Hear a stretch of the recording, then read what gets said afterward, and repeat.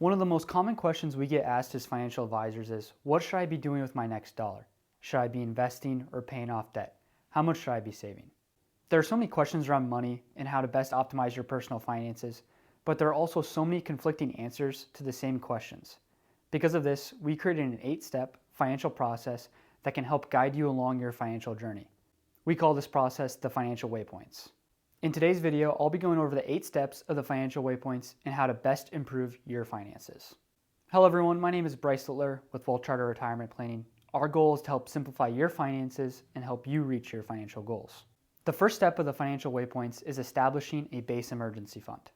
One of the most important parts of a financial plan is setting up a financial foundation. This will allow you to have something to fall back on in case of an emergency. The base emergency fund should be able to cover your highest insurance deductible. To find this amount, list all of your insurance deductibles from highest amount to lowest amount. Select the highest amount, and this should be the target of your base emergency fund. The goal of the base emergency fund is to provide a small safety net while you're paying off your consumer debt. It is not meant to be your full emergency fund. Step number 2 of the Financial Waypoints is getting your full employer match. Most company retirement plans offer a match incentive. This is where your company will match whatever you contribute up to a certain level. For example, if your company has a 4% match and you contribute 4%, your employer will also contribute 4% for a total of 8% towards your retirement savings. This is an awesome benefit because it's essentially a 100% return on your money. This is why getting your full employer match comes before paying off your consumer debt. Not getting your full employer match is essentially giving up free money. Regardless of the match amount, make sure you are putting in enough to get your full employer match. Step number 3 of the Financial Waypoints is paying off all your consumer debt except for your mortgage if you have one. After you are getting your full employer match, your next focus should be to be paying off all your consumer debt except for your mortgage. Consumer debt includes car loans, personal loans, student loans, credit cards, or really any other debt that isn't your mortgage. Having consumer debt will limit the amount of progress you can make with your finances. When you add up all these debt payments, it makes it extremely hard to build wealth. Also, consumer debt usually has high interest rates. We want compound interest working for us and not against us. One caveat to this step is car loans. If you have a car loan, but you follow the 23/8 rule and the 50% rule, you can leave the car loan in step 3 and move on to step 4. The 23/8 rule states that in order to be able to afford a car, you need to be able to put at least 20% down, finance over no more than 3 years, and your monthly payment cannot be more than 8% of your monthly gross income. The 50% rule states that the total value of all your things with wheels and motors cannot be more than 50% of your annual gross income. So if you have a car loan that meets both of these rules, you can move on to step 4 after paying off the rest of your consumer debt.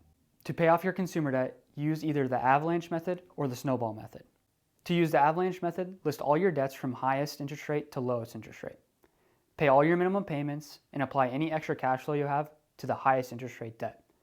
Once the highest interest rate debt is paid off, take that minimum payment and any extra cash flow you have and put it towards the next highest interest rate debt. Repeat this process till all your consumer debt is paid off. Mathematically, the avalanche method will minimize the amount of interest you pay over time. To use the snowball method, make a list of all your debts from the smallest balance to the largest balance. Make all the minimum payments and then take any extra cash flow you have and apply it to the smallest balance debt. Once the smallest balance debt is paid off, take that minimum payment and any extra cash flow you have and apply it to the next smallest balance debt. Repeat this process till all your consumer debt is paid off. The snowball method focuses on the small psychological wins of paying off the small debts first. This can help build momentum.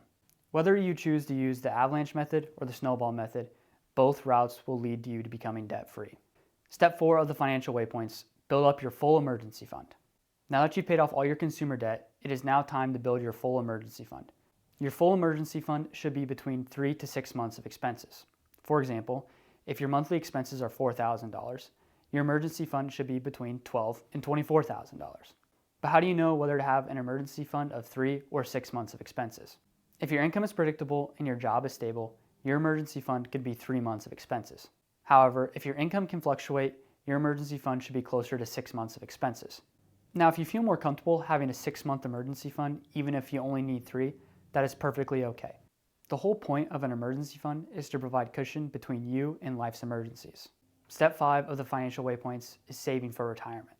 In step 5, the goal is to save 15% of your gross income towards retirement accounts like 401ks or Roth IRAs.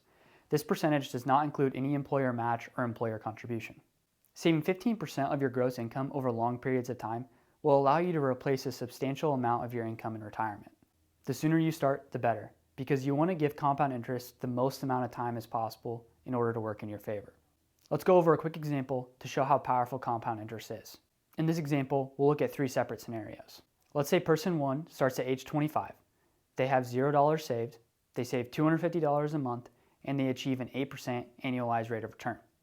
In 40 years, when they reach age 65, they could have over $805,000 saved up for retirement, yet their total contributions were only $120,000.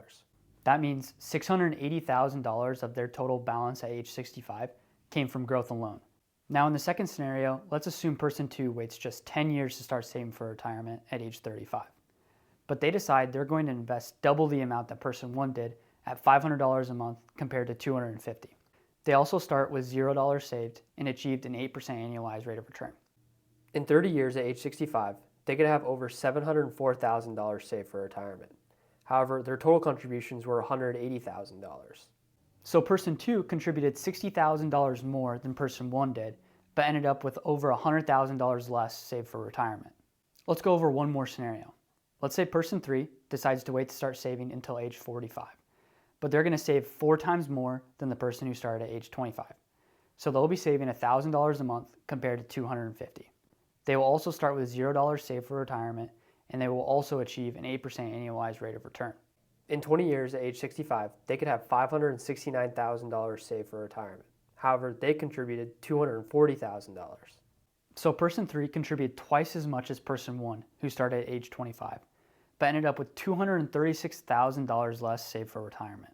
These examples show how powerful compound interest is and why saving for retirement earlier will pay off massively in your future. Step number 6 of the Financial Waypoints is saving for kids' college. If you have kids and you want to pay for some or all of their post-secondary education, this is where you start saving. There is no really specific percentage that you should allocate towards this because there are so many factors that can change the total amount that need to be saved. Factors like, do you want to pay for all or do you want to pay for some of their education? Where will they be going to school, in-state or out-of-state? How many years will they be in school? What will they be studying? All these factors play a role in how much you should be saving for your kids' college. Step number 7 of the Financial Waypoints is paying off a high-interest mortgage. Once you're out of all consumer debt, have a fully funded emergency fund, and are saving 15% of your gross income towards retirement, any extra cash flow can go towards paying off a high-interest mortgage. But what is considered high interest? We really believe this depends on your age. So if you're in your 20s, we believe high interest is 7% or higher. If you're in your 30s, 6%. If you're in your 40s, 5%, 50s, 4%, and if you're in your 60s, we believe you should be paying off your mortgage or working towards paying off your mortgage. The reason for paying off your mortgage in your 60s is that if you enter retirement with no debt, it puts you in a really good position. Having no debt in retirement gives you stability. The 8th and final step of the Financial Waypoints is extraordinary accumulation. Congratulations, you've made it to extraordinary accumulation. Now that you've completed all of the previous 7 steps of the Financial Waypoints, this is where you really get to start reaping all the benefits of your hard work. In this step, we recommend that you spend all your extra money towards things that you value and giving generously. This is the step where you let off the gas pedal of your wealth building journey and go take that extra vacation, go out to eat more often, or buy that nicer car.